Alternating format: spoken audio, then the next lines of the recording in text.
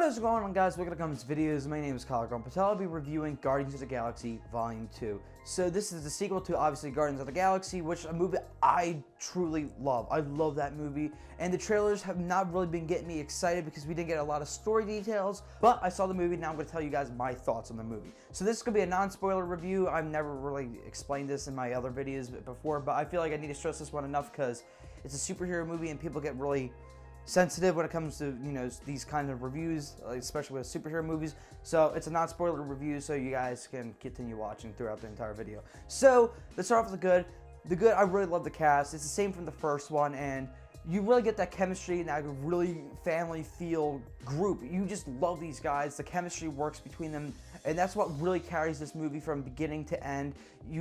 It's just a back and forth, you know, what we loved from the first one. It's just back and forth non-stop, and it's a lot funnier, and it's got a lot more action, and it's a bigger action movie, and you can tell it's a lot bigger because I won't say Guardians of the Galaxy, the first one, was a low budget, but I'm saying this one has a bigger grand scale compared to the first one because there's shit blowing up every 5 minutes. So when it comes to the positives, to be honest, that's all I have.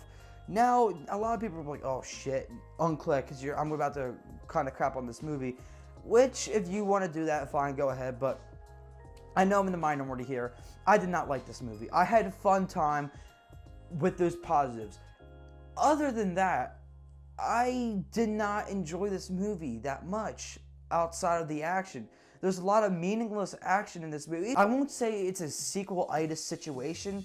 Well, okay, it kind of is because it's trying to be bigger than it really needs to be. Because when we go to watch these movies, well, Guardians of the Galaxy, we watch it for the characters. And yes, we get those moments, but we don't get enough of those moments.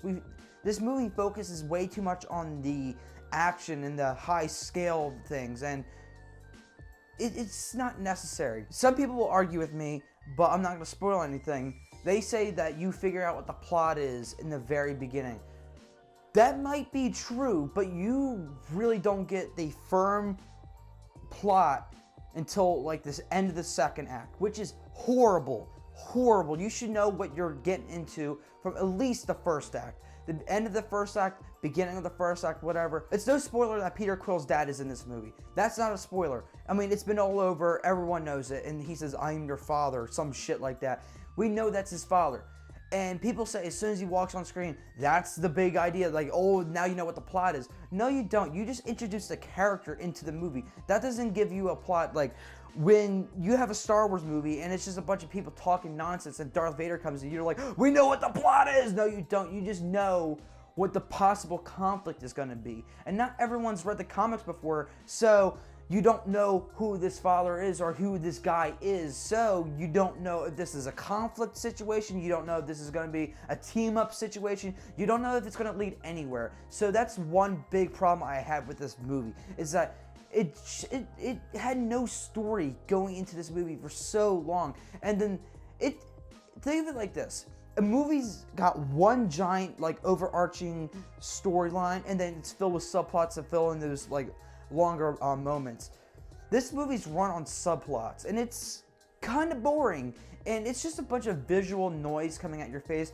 Yes, I mean, I did forget the visuals are fantastic, and I did like Ego, but there's no story. And what a movie is supposed to be is a story told to a fan, or a story just told to someone who's never seen the comics or read the comics or anything like that, or even saw the TV show.